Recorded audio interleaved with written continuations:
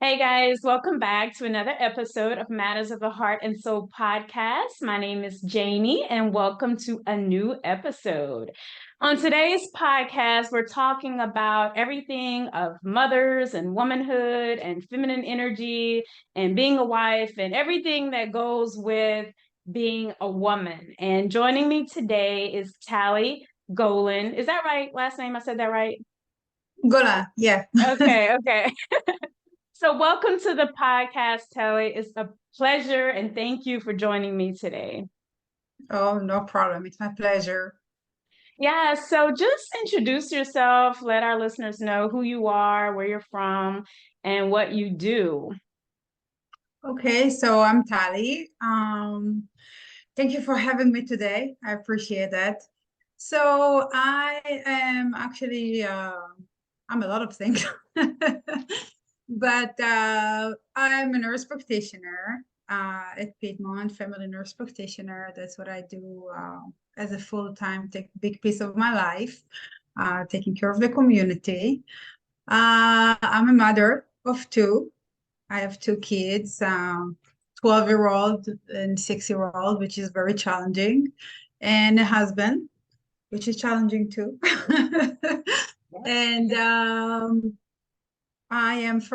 originally I'm from Israel. I immigrated to United States 17 years ago. Yeah, so that's where I'm from. But after so many years, in United States, I definitely feel American as well. Um, that's kind of who I am. Yeah, so let's jump into it since we're talking everything about being a mom and a wife and balancing that, even with work, because you're a nurse practitioner. Um, how has motherhood changed you?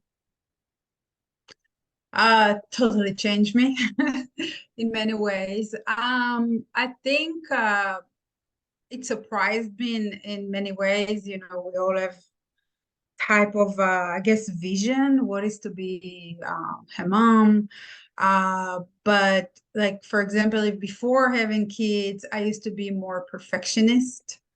Everything could be my way. I was the one who could control what I do and how I do it. Now I have little people and a husband that I cannot control fully, and they are not going to do everything like I want to do. So I've learned to kind of chill and understand that people do things differently, in their own pace, their own way, and it's not a big deal. So even like as much as it sounds funny, but like if the closet is not like all the clothes are not straight up like it used to be. So before it used to be, oh my gosh, now it's like, okay, not the end of the world. It's Yeah. okay. We can live with it. So that's one big thing. And another thing, I learned to chill because I'm a go-go person anyway. And like I wouldn't stop and watch TV. I always have something to do with like go, go, go with my life. Never sit at home. Always something productive to do. And with my kids, I've learned that, waking up in the morning and just laying down in bed and laughing, having breakfast, watching something not that serious, it's okay to do. And I really enjoy it. And I think it took to have a kids to the kids to understand it.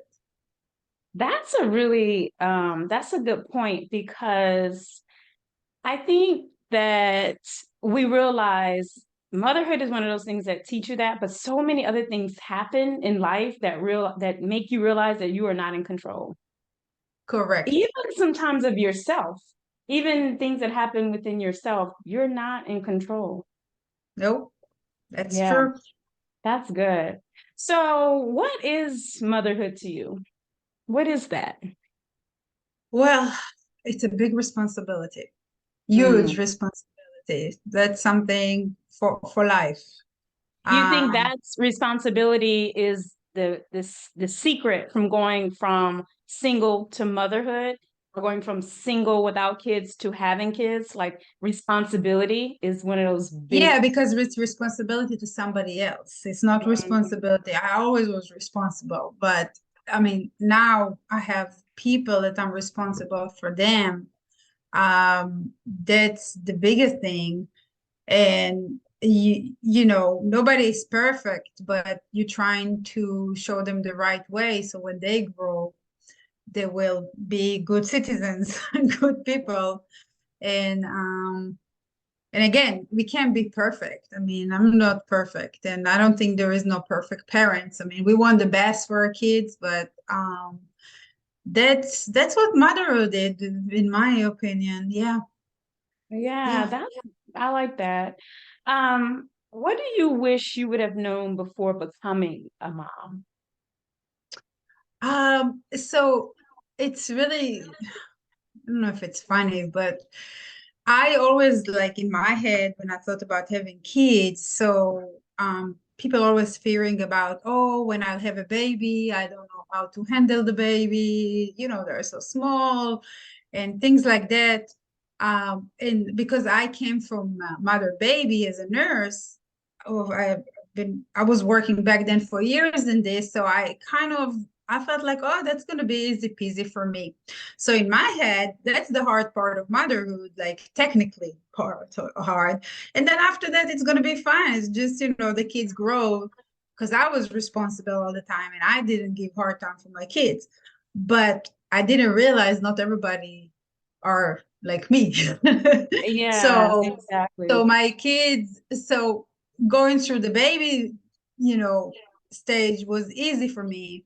And then after that, when they grow and, preteen and starting going to like, well, elementary school. So it's like, okay, so we have now challenges that I didn't anticipate. And also like having two kids, two different personality, two different challenges.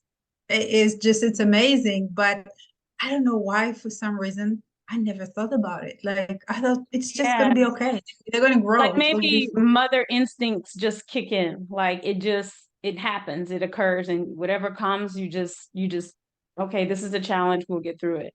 I think there's Yeah. some type of mother instincts that kick in that if you're presented with a challenge that you've never seen, like from work or in a textbook or anything like that, that it just kicks in and you deal with it. Yeah. The best we can, like I always say. The Exactly. best we know, the best we can. Exactly. What about being a wife? What do you wish you would have known before becoming a wife? Somebody would have told you, Tally, let me tell you this before becoming a wife. Well, I, I mean, it, it's a job in a way, like, of course there are emotion and everything into it, but it's really like, especially when kids come into the table, it's like to make sure that certain things like you and your husband are on the same page. And because we're not always on the same page. And I mean, I knew that, it could be, but I think I didn't really pay a lot of attention to it before. And now dealing a lot of time with things, oh, I don't agree with you about this. I don't agree. Most of the thing we do, but Yeah. so how to communicate and overcome those challenges. That's one thing that I wish I knew. And also it takes a lot. I mean, it takes a lot to find time to invest in the relationship when you have kids, because it's just like in a way a job. Like we want to make sure they're good, and then we are second priority as a couple. Yeah, I agree. I think like having time to nurture being a husband and a wife a lot of time before becoming mom and dad, because it's two different roles, and some people become the wife, the mom, all that all together, Yeah. and it could be very, very, very overwhelming. So I agree too. So I think you and I had talked about this, how more women are opting out of having kids and families. They just don't want to do it. Yeah. What is your take about that? How do you feel about that? How do you think that will impact this world, society, generations to come? Well, I mean, I don't think it will. impact society, because we have enough people in the world. I don't think we're going to suffer from no people. But I mean, one, I'm very liberal and I understand, we have to look at it like just like there is no perfect family, that's one thing I learned years ago in sociology. And I remember it was engraved in my head, there is no perfect family. And it's true. So, same thing with like having a kids, because kids is part of the family. And the society that we live right now is not like before. And I feel like before, when people had pressure also to have kids, because this was normal, get married, have kids. Now it's different. Like some people don't get married and have kids, Some people, I mean, I don't know if their gender is different, whatever. Like there are so many single parents, all those type of family. So I feel like back then, a lot of people actually had pressure from society, from family to bring kids to the world, and they were not really ready for it. And then the kids get impacted by that. So it's not a bad thing that people are more open to talk about their feelings sometime, like now, and say, hey, I don't feel like I want kids, because it's a lot of responsibility, going back to where you asked me about what is motherhood, right? Right. And if you're not ready to take this responsibility, in a way, I respect your honesty. And I mean, I don't think it's selfish. And even if somebody just don't feel like having kids and they're smart and educated and make a lot of money, that's fine. I mean, not everybody designed to it. And the world today also, like money wise, there is so much pressure. You need to provide your kids, back then it was provide them love, food, some clothes, but not 10 pair of shoes. We had only one pair of shoes, right? And Yeah. now it's like they want 10 pair of shoes, they want all the brands, they want the phone. We were not born to this. It was more simple, and you feel the pressure from society to provide your kids those things, Mm. and like all the classes to go to this lessons and this lessons, and it's time, it's money. So Yeah. if a person not ready for this, I think it's okay. I respect them. I Hmm. really do.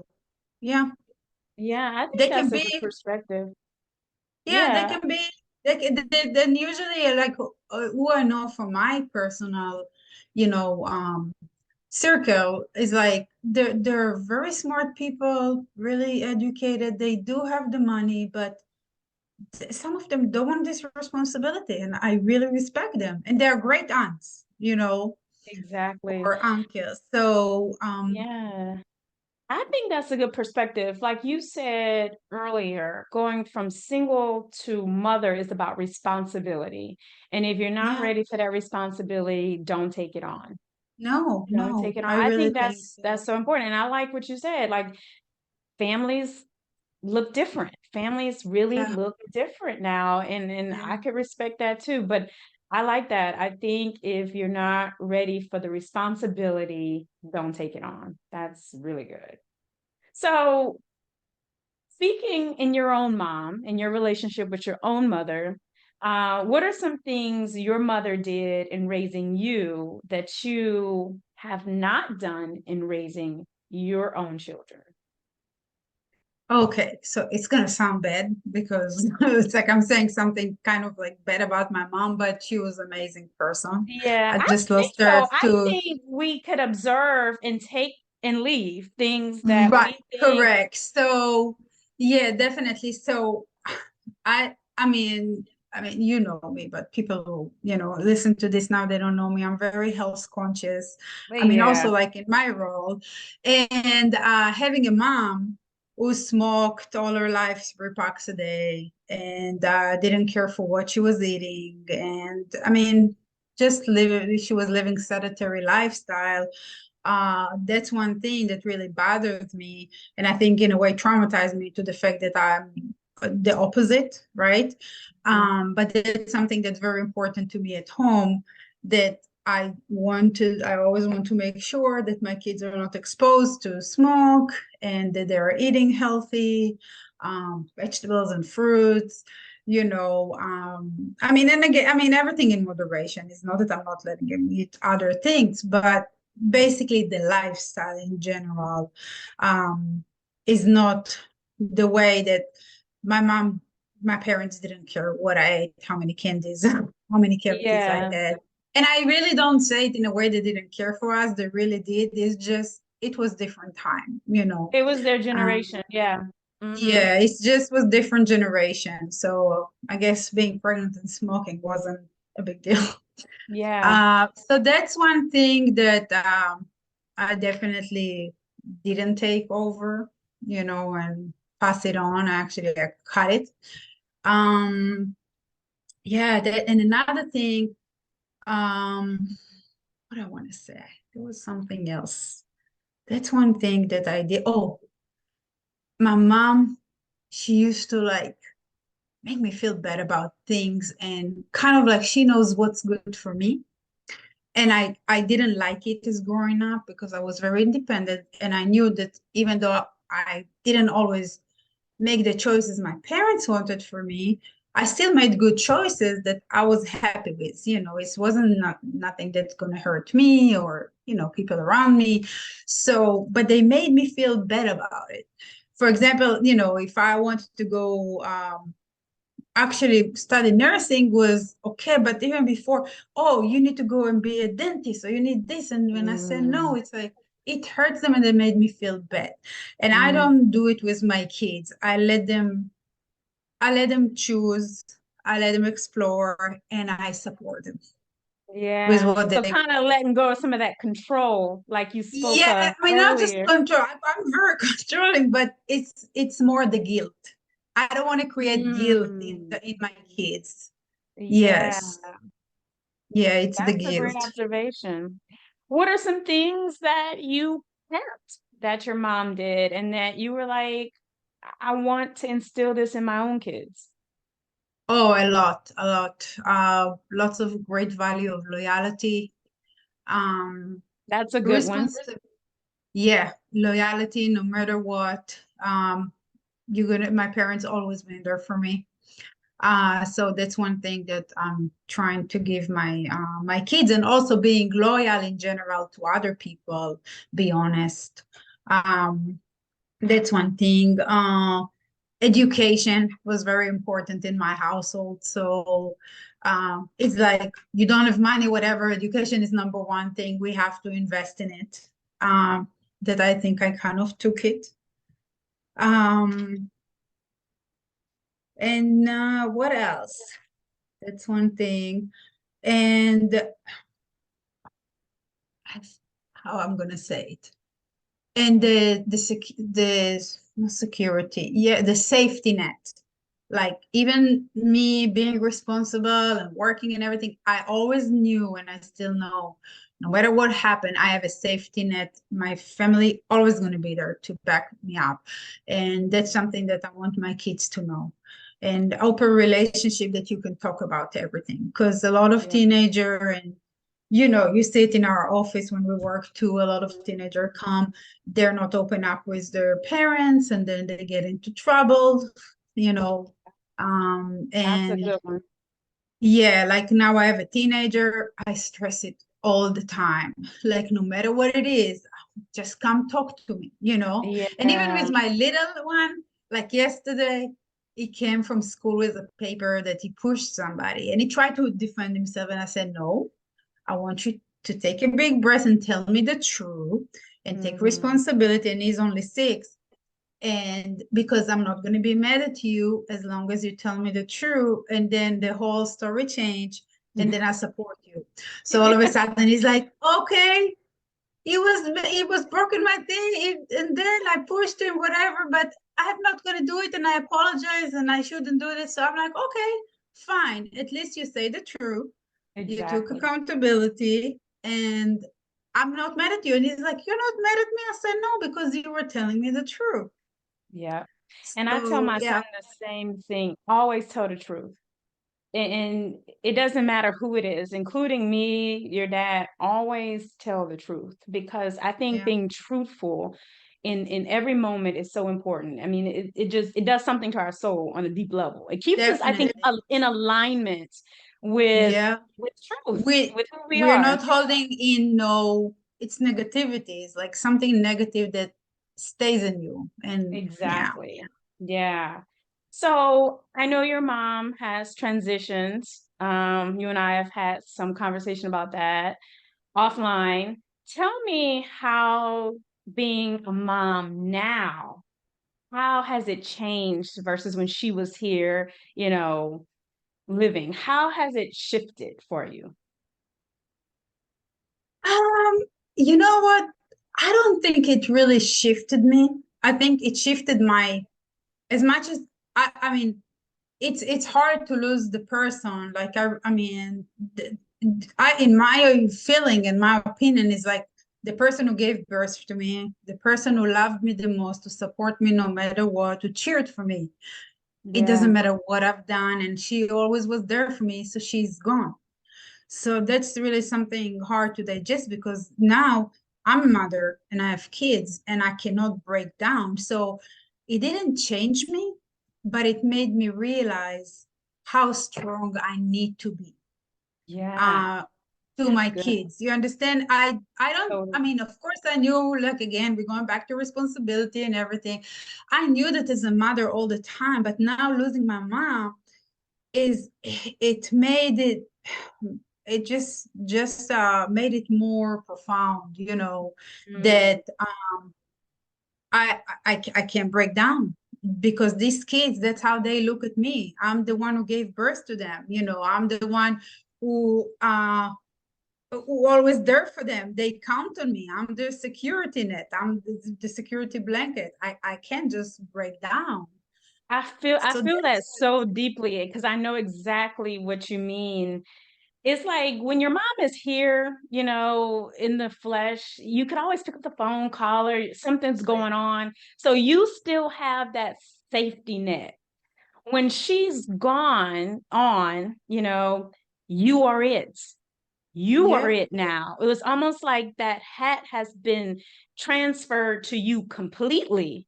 And you're it. Mhm. Like you said, you're going to be that for a long time for your kids, even as they become adults with their own children. And they're going to pick up the phone and be like, Mom, this is what's happening. And Exactly. it made me realize how much I was prepared, how much my mom really prepared me on a deep level to handle it. Like, I was unprepared. And I think I was grateful for that and a lot of gratitude, Nice. knowing that I was prepared to be this now. Yeah, I feel the same. Yeah, that's good Yeah. stuff. All right. So, Tali, your native country is Israel. How is it being a woman in Israel compared to here in the US? The perception of women and what a woman is in Israel compared to here in the US. Okay, so this is kind of a tricky question because it depends where you live. Because I'm kind of like if to say secular, so I never really raised in a very religious area. Definitely in the religious community where they live like in little towns by themselves. It's totally different. You can see more control over the wife. Uh, Domestic violence sometimes, things in this matter. The women don't go to work, a lot of them, they need to be at home, be the housewife, things like that. Hmm. I never raised this way. And I don't want to say most, but a lot of the people raised like me. So we actually have a lot of freedom and opportunities to do what we want, not like in United States, because like in United States, Israel is such a small country, so it's not like you have million university in the Yeah. country. I'm not even talking in the city, in the country. So like you have only few, so your options are not really there, but your I mean, you have the ability to pursue whatever you want as a woman, as a man, and also like we go into the army because it's a mandatory. So women go to the army too. And with the year, they let women to choose also role that before they didn't, like, for example, to be a pilot, to more be like, a fighter or parachute or things like that, that before they didn't let us. So I actually also took a role that before just men used to do back then, like training new soldiers. So, I mean, I'm grateful for that, because Mhm. I never felt I'm less. Yeah, I never, Yeah. but there is a global problem with the way, society still perceive women, and women still get paid less in a way everywhere. Yeah. It's, that's statistic. But for myself as Tali, I never felt less Hmm. all my life. Yeah. What do you think the perception is of women here in the US It's a hard as of question. late? I know it's been like this up and down. Yeah, because Um, well, it depends, because you say, like, if I'll ask in like, for example, in Israel, so people gonna say, oh, I mean, they look at America like sometimes like people are rich and the housewives and things like that, but they don't know that there are a lot of hardworking people, that women that go and work, and things like that. So um it's really hard to like put everybody under one umbrella. one blanket. Yeah, it Yes, is. women. I really feel that it's not something that, I mean, it's too much stereotype, because I Hmm. cannot even think in my head about stereotype about American women, like how would I Hmm. describe? Yeah, because it's so vast. It really is. So you Yeah. were raised in Israel. What's the differences in raising your kids in the US that you experienced as a child being raised there? So again, Israel is a small country, very culture um, based, like not even the Judaism, like more being is an Israeli. So I feel like here, because Israel is such a young country, and it's like people built it from kind of scratch only 75 years ago, so it's nothing, it's a young country. So we had a lot of things in common, and this type of love to the country, that you just live it together with the neighbors, and whoever is in your community, and you're just together. And I feel here people are more, and it's still like this, like neighbors always know each other.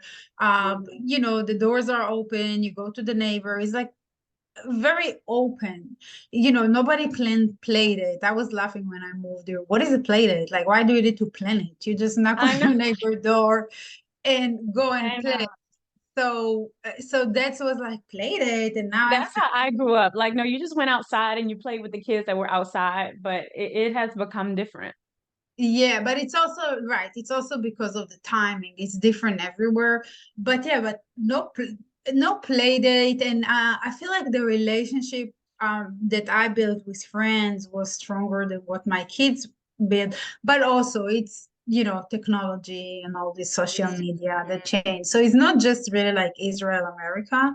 But I have to say that in Israel, I was raised to be super independent. Whatever I could do from young age, I did it, and I wanted to do it for myself. And I feel that here a lot of parents just feeding their kids with the spoon until I don't know what age. Hmm. I think sometimes, I mean, it's not good. You need to let your kids,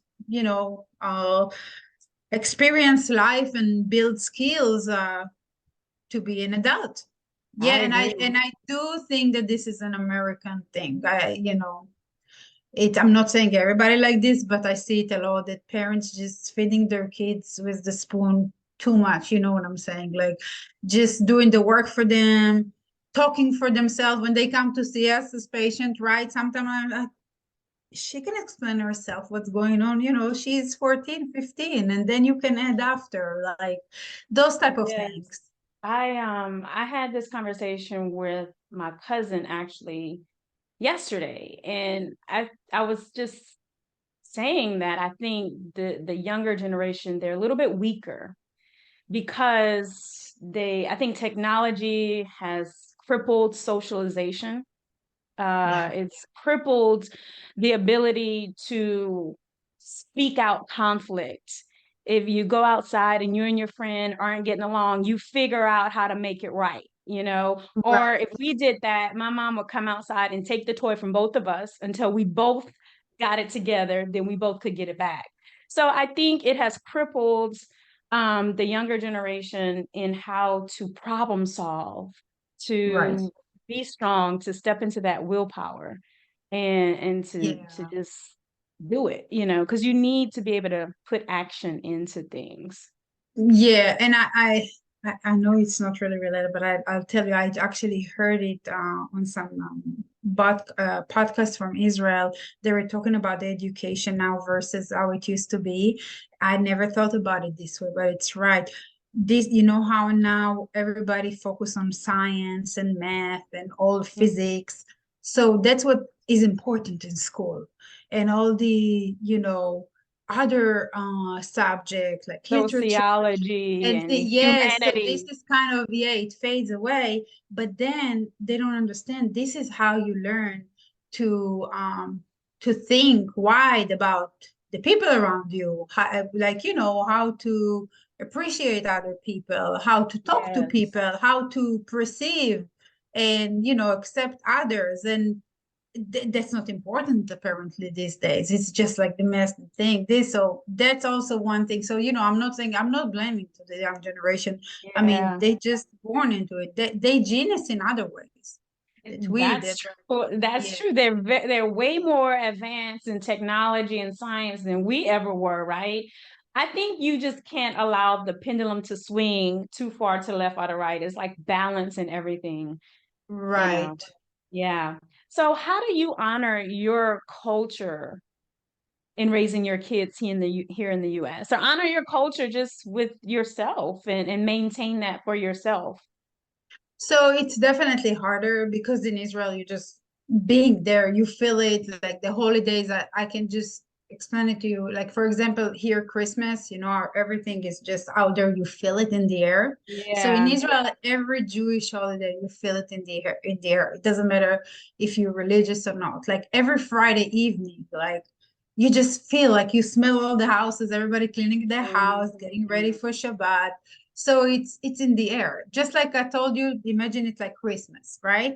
Yep. So that's how it's in Israel. Here, it's like I go to the store, there is a little piece of like corner with some Hanukkah stuff, and it's like so funny because it's nothing and everything is Yeah. so expensive. But yeah, so I try to cook like, for example, traditional food that my family and that they make in Israel for certain holidays, and we do it more like I was saying before that I'm not religious, but we definitely do it more for family gathering to respect our heritage. So it is important to Yeah. me. It's just we don't go to the synagogue every day. I mean every Friday. So yeah, we definitely, I light candles every Friday. Today's Friday. I actually bake challah today because yesterday I went to this Jewish event for somebody that is having a baby. So I took my daughter with me so she can learn. Yeah, so that's how I do it. Like, I mean, the holidays, I tell my kids stories about why we celebrated, the food, the music. So we try to be engaged. Yeah. And are your kids really accepting of the culture of how you do things on Friday? Do they like your daughter? I know she's a teenager, she's a little bit older. Is she really accepting and taking that on as her identity of who she is, as part of who she is? And like So feel yeah, confident and feel really confident in being who she is. actually, really, yes. And yeah, so yesterday me and her had conversation coming back at night from this event because first let me go to my son for a second. Yesterday, he brought home a flower. I don't have it here. I would show you. And he's only 6 years old, and he barely knows how to write. And they gave them a flower, and he had to write on each leaf something about himself. And apparently, he actually wrote Jewish on one of them, which I found it really amazing, Yes. especially because he is African American Jewish. Yeah. Um, and I'm not trying to push them to the Jesus. They really aware of who they are from both sides. So it was Exactly. actually very nice. He wrote nice. He wrote Jewish. He wrote sweet, I think, but it was very nice that he wrote it to your question. It's Yeah. just to show that he's aware of it. Yeah. And I think that's so important because I think even generations before, it was a pressure to be one or the other, or do this or that. And I think Right. we're seeing that diversity is really becoming more and more and more apparent. And Yeah. I think it's so important for kids who have a background that come from more than one culture, like you, right? Jewish and African American, able to feel confident in their skin and speak on both of it, on both of those cultures, and be confident in that. And I think that's so important, Yeah. So especially my here in daughter, America. right. And my daughter, on the other hand, I'm going back to my daughter yesterday. So, she always come home and she says like that some people don't believe her she's Jewish because she looks more African American, right? And like to the point that she's telling me yesterday night, she says some people literally tell me you're not Jewish. And she's like, how come you're gonna tell me what am I? So That uh that's good. She's strong yes. like her mom in that. Oh, she's very confident of who she is and she speak up about it. So, yeah. That's awesome. So Hmm. let's talk about balance a little bit, because balance is like, that's my word. I think you could have Yeah. everything in balance, in the right balance. You could do what you want in the right balance. You can be who you want in the right balance.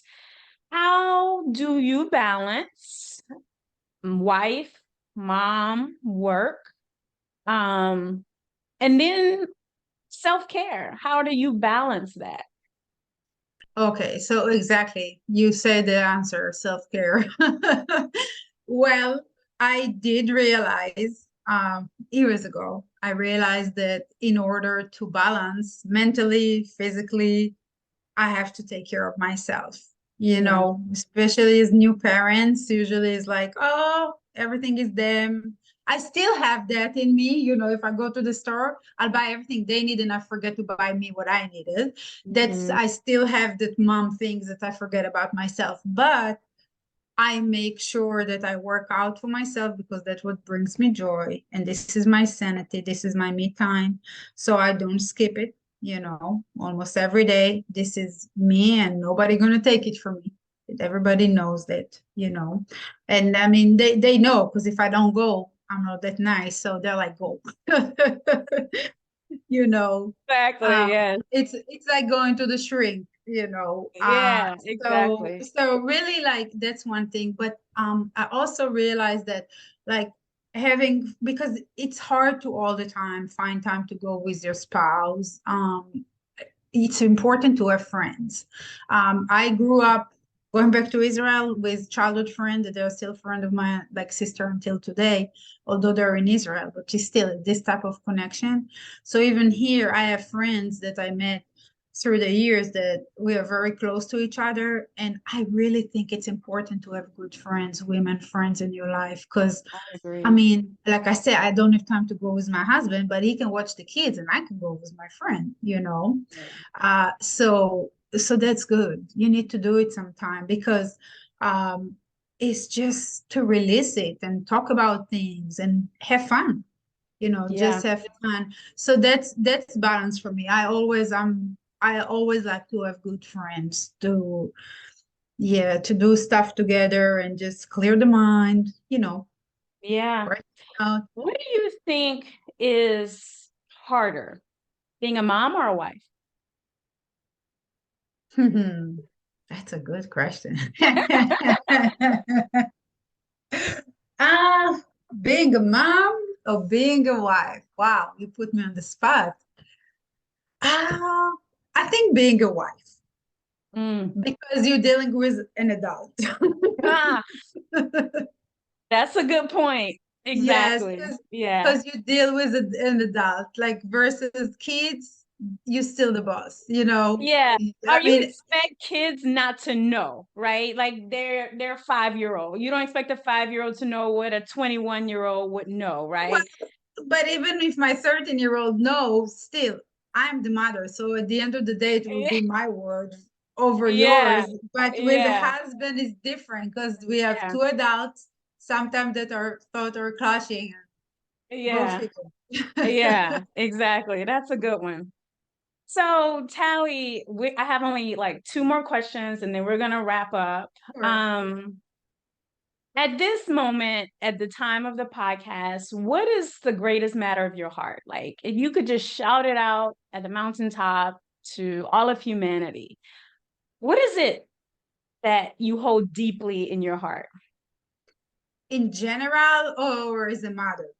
Just whatever in general, as a mother, whatever is real deep in your heart. Deep in my heart, understand people in a way, listen to people, don't judge people. Really deep Mhm. in my heart, accept the diversity, the thing that people are different, people act different.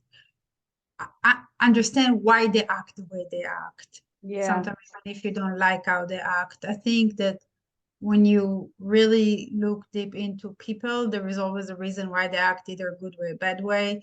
And we kind of quick to judge. Mm-hmm. So really this is just be more open-minded and more Yeah. accepting. Why is that important to you? Because I think every all the hate and all the problem, I mean, between people start from that because we don't listen to each other. We don't try to understand each other. We're judging each other just by what you see, how you look, what you dress, and how you speak. But there is a reason for the way. I agree. I agree. And then my last question is there a book that you could recommend to our listeners that maybe helped you or that you just enjoyed reading or whatever? It don't have to be on motherhood. It could be on anything, any book that you could recommend to our listeners. You should ask my daughter that. she's the She's a she's good the one. reader. She's a big Yeah, reader. she loves to read. Um, I'm more into like medical books. Okay. There's a book, yeah. I don't really read a lot of books that it's about like stories. Yeah. But there is one book that really like I love. It's called The Man That Thought That His Wife Is a Hat. I forgot the Hmm. wisdom. It's an amazing book. And actually, how I talk about how we look at people and What's the how name we of it have again? the man that thought that his wife is a het. Het. Ah, Yeah. okay. Yeah. Yeah. I forgot. But he is a neurologist. And he basically wrote stories of his client with different neurology um, defect diagnosis, whatever you want to call it, and how, because of what they have, how they perceive the world. So I don't know, maybe me coming also from mental health and reading Mm-hmm. it. And that's why I say, you know, we don't need to quick judge people. Like once we get into their head, literally, we, Exactly. yeah, we can understand better. I Yeah. agree. That's a good. I might have to check that out myself. Um, so Tally, how can our listeners reach you? Is there anything you want to share? How people could reach you, follow you, connect with you? Let everyone know how they can connect, follow you. I think probably social media would be the best. Um, my you can, I mean, just to say it, I mean, my Instagram, and they can, message me from there. I really like to put out positive things. You will never find negative stuff. When Or any when my health and partner, wellness, health when and my yes, wellness, yes, health and wellness good definitely. food. Yes, healthy recipes and just tip of health. I love it, and I share it really from my heart. And it's usually simple. I'm not trying to make it. It's very authentic. Like I don't really use, all these crazy social media filters and stuff. I just put it Yeah. the way it is. Yeah, so it's Fit Tali for All, FIT ALI, number 4, and all, ALL. So they can look, and if they have any questions or whatever, they definitely can send me a message. And yeah, that's it. That was nice. Awesome. Well, Tali, I appreciate you, and happy Nurses Week to you. To And you happy too. Mother's Day weekend to you Yes, as well. all of us. I thought this would have been a good podcast, especially this weekend. People are going to be out celebrating with their moms and even stepmoms or women that raise them that's not their biological moms. And I think it's important that we show a lot of love and compassion and empathy to the world. I think that is a huge part of being a mother. Yes. Mothering is about nurturing, and it is about unconditional love. And sometimes that love is tough love, Oh is yeah, about I'm a big on tough love. I'm a is about big tough keeping love. you in reality, like Tali said, telling you the truth, and still accepting you for who you are, even though the choice may be completely different than what I as a mother would want you to do. So I think it's so important to for that energy to be out in the earth right now. And I think women, that is one of our things our that we do naturally and that we're good at. I think sometimes through pain and hurt, it's been covered, but if we could Right. uncover it and keep it at the center, I think we could all help in making this world a better place, like Tali said, that's non-judgmental, accepting of all people, and just I don't know, just getting along with Let people. people be. Yeah. Yeah, but I want to say one more thing for all the mothers out there, mother to be really self-care and self-love is not selfish. You have to understand that if you take time for yourself, if you take care of your body, if you take care of your mental health, if you take even 10 minutes for yourself a day is not selfish. No, I Yeah, don't think you forget can that. only give from a full cup. So if your cup is empty, Exactly. you can't give from that. Yep, that's So, exactly the point. well, Tali, I appreciate you. Thank you so much. And this has been another episode of Matters of the Heart and Soul podcast. We appreciate you guys so much. Please like, subscribe, and share, and we will catch you at the next episode.